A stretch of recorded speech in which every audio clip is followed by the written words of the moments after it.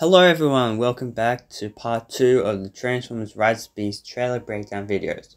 Last video I looked at the first trailer, and I was going to look at the Super Bowl trailer for Mirage. However, I decided that since there's not really a lot of new scenes, I figured I'd do the second trailer and then do the Super Bowl one afterwards. So yeah, let's have a look at this one. I'm super excited, let's jump in. The first clip we see is of Optimus Primal in his gorilla mode, swinging through the forest of Peru, and Air Razor is flying in a Falcon mode. This shot is really cool. I love how these two are just making their way through the forest. It kind of reminds me of how in every Spider-Man film, they're always just making their way through the city, swinging around at the end, you know? We then hear Optimus Primal say, "For centuries, our kind has stayed hidden on Earth. But darkness has found us again. Prime, this is about the fate of all living things. Unicron is coming." Here we see the Maximals and Autobots and the humans walking through the forest of Peru along a creek. Now, there is a small extended version of the scene where we see Air Razor fly overhead, but from the back of the line to the front, we see RC, Mirage, Noah, Rhinox, Cheetor, and we can see a blue foot, so that's obviously Optimus Prime, and most likely Optimus Primal right in front of him. And he's probably explaining to him, who the Maximals are, where they came from, and what exactly is coming. Here we see Cheetor in his beast mode, running through the forest of Peru, submerged in the bushes. I love how, even though he's in the forest, he's still being sneaky to avoid possibly being seen. It's just really cool to me. Here we see Air Razor just flying around in the beast mode, which is cool how she's just grazing through the sky. Here we see Reek, played by Sorry, I don't know how to pronounce that last name. As he looks up towards the sky and sees a dark cloud that seems to be rolling over. Now, we also have a wide shot where we see the city, and we can see the same dark cloud with lightning. Now, I don't think this is just a regular cloud, but possibly something caused by Unicron. Here we see Optimus Prime transforming in what looks like a bus yard as he looks for the Decepticon Transit, which, by the way, Transit transforms into a New York City transit bus. Now, we have seen one picture of Transit so far, and it does show him with a Terracon symbol next to him. However, since if you look closely on his head, you can see a Decepticon symbol, I'm guessing this guy is a Decepticon. Here we see Optimus Prime again, except now it's in Peru.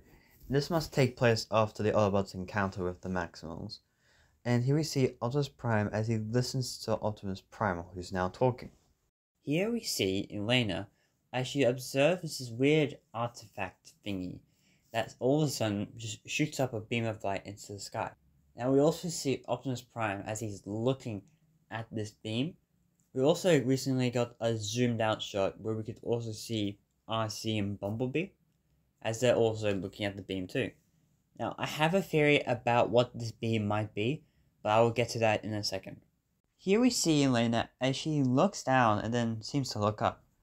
Now I think when she's looking down, she might be looking at Bumblebee's dead body at the ground, and then she's looking up at the Terracons. The reason for why is mainly because of the background. As you can see, there is a lot of fire and there are some structures in the background. I believe that this is the museum area. Here we see the Chaos Brain himself, Unicron, in his planetary form, approaching a planet that might be Earth. The reason why I say might be is because that this planet might actually be the Maximal's home planet. The evidence to support this theory are in a few clips later, which I'll take a look at. Yeah, this looks very similar to Earth, however, I definitely think that this is the actual Maximal home planet. This is where my theory about the beam comes in, is that I think that possibly there are multiple of these artifact thingies that we've seen Elena look at, and so those send up a beam, and then it alerts Unicron of a planet which he can eat, or something else like that. Maybe it summons Unicron, I don't know, that's just my theory. Here we see the bridge we saw in the last trailer, except now there is a caption telling the audience that this movie takes place in 1994. Now, the next few clips are pretty much the same from the last trailer, with a few exceptions. First, instead of looking at Mirage's steering wheel to see the Autobot symbol, we're now looking at his radio and it glitches. And also, we got to see this full version of the scene where we hear Optimus Prime's voice coming over the radio telling the Autobots to roll out. We see Mirage enter the Autobots hideout when he stops and throws Noah out of the car. Mirage then transforms to robot mode and then Noah stands up and picks up a metal pipe as a weapon. Back up! Oh, I thought we were boys! Optimus Prime then enters as he completes his transformation. Now, if you look carefully at his face, you can see that when he looks straight, he has his normal face, and then when he looks down at Noah, he then activates his battle mask. I have no idea why he does this, but this is one hell of an entrance. Noah then throws away the pipe, knowing that this is not going to work. You can also see that there's RC and Bumblebee right behind Noah, both in their vehicle modes. Optimus Prime then bends down as he looks at Noah and says, You brought a human here? He then picks up Noah, to which Noah says, I'm nobody, I ain't even seen nothing, I'm not even seeing anything right now. To which Optimus Prime turns his head away. We also see Bumblebee in this robot mode, standing behind Noah as he watches this. We then see Battletrap launch his chain and latches it onto the back of Nightbird's vehicle mode. That Battletrap can spin around and shoot his missiles. This is where he shoots his missiles from the last trailer, where he aims it towards Wheeljack and RC. We also see an extended version of the clip we saw in the last trailer, where we saw a Nightbird chasing Mirage and Optimus Prime and Scourge tumbling on a cliff and falling off. Except now, we can see Scourge completely falling off, and a rock tumbles right in front of Nightbird, causing it to flip forward and transform and then fall on the ground. We then get a short clip of Optimus Prime saying that it's not their war.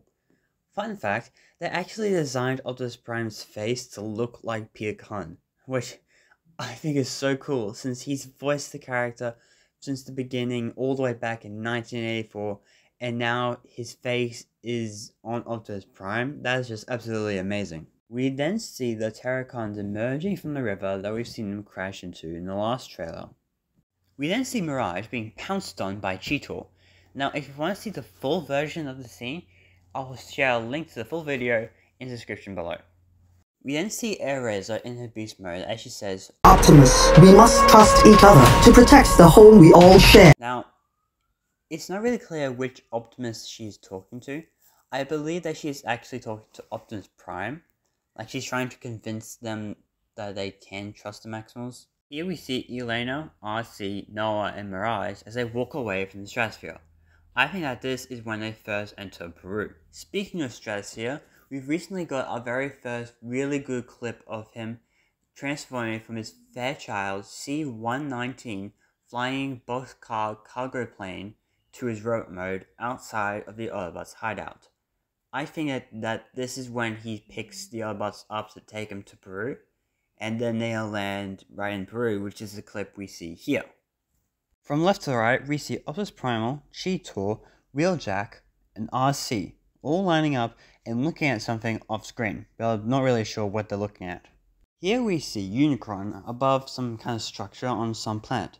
Now I believe that this structure is a space bridge, since if you look closely at it, you can see that it has some resemblance to the space bridge from the Transformers Fall of Cybertron video game.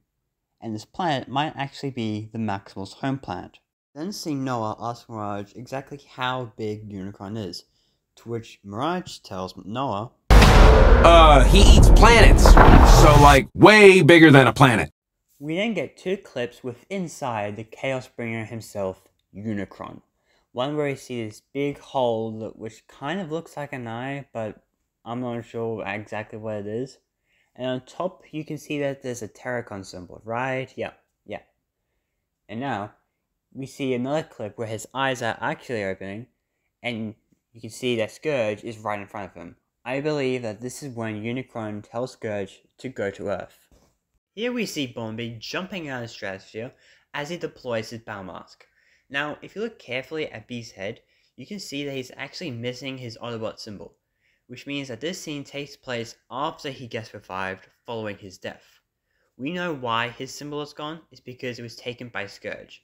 And we know Scourge took it because he's a trophy hunter, which means that when he kills someone, he then takes the symbol of that person and then has that as a trophy. You can see which factions of Transformers he has killed from the pictures of his truck mode, which by the way is a 1994 Peterbilt 359 truck. And on the front of his grille, you can see the insignias that he has taken from those he has killed, that being Autobots, Wreckers, Maximals, Decepticons, and Mercenaries. Back to Bumblebee. After he deploys his battle mask, he then activates his blasters, which is really cool how he's doing dual blasters, which is pretty much just like RC and Wheeljack. Now, as Bumblebee is falling, we see him shoot at these orb thingies. Now, I've heard some people call them seeds, however, I actually think they might be those antibody things that we saw in Transformers Prime. We see Scourge as he says, In the end, everything you cared for will be consumed. Here we see Noah with her mother and his younger brother. I think that this is towards the end of the film where Noah finally goes back home and sees his family, since he has blood on his face and you can see his family is relieved to see him. Here we see Elena resting her head against Noah's shoulder. We can tell that they are inside Stratosphere, most likely on their way home. This is probably after the final battle because they both look absolutely exhausted. Now, here we see pretty much the same clip from the last trailer where we saw a Scourge stab Bumblebee. However, now the lighting seems different and we can also see Battletrap holding down Optimus Prime with his foot. Here we see Elena and Noah running through the museum as explosions follow them. Now, this might be because of Optimus Prime's battle with Scourge, or this might be because of a Freezer chasing him. However, since the explosions are coming from outside the museum, I think this might actually be Scourge and Optimus Prime. We then see the Maximal Tomb open up with both Noah and Elena standing in front of it. We also hear Elena's voice saying, Maybe there's another way to save our home. Which means that some kind of backup plan is going to be used because some previous plan must have failed. Now, since she's looking at eye level, I think she might be talking to Noah. Next we see the Maximal's home planet. Throughout the planet, you can see there's a blue glow. This is probably Energon. There are also 4 things flying towards the planet. Now, one of them is really big, now the rest are really small. I think the small ones might be Scorponok, and the big one might be the Maximal Ape Link, the pod.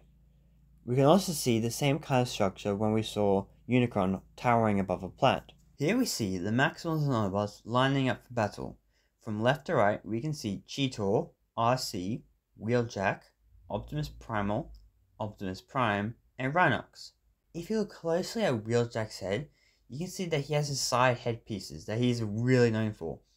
And this is why I don't hate his new design, because even though they drastically changed his design from the short appearance he had in the Bumblebee movie, they still left an element that he has had throughout every incarnation of Transformers. Now, here we see the same clip of Optimus Prime deploying his battle mask, however now it seems to be mirrored. Now we see Unicron as he's starting to devour the Maximal's home planet. Here we see a scene after Bumblebee gets killed by Scourge. We know this for a fact because we can see Optimus Prime crawling towards Bumblebee's dead body. We can also see something flying and shooting fire in between Optimus and Bumblebee and Scourge and the Terracons.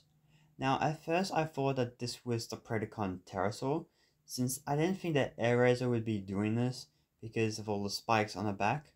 However, we have recently got a small clip of Airazor deploying these spike weapons on her beast mode, and she is able to shoot fire, so this might in fact actually be Airazor. But if this does turn out to be Pterosaur, then it would be just as cool.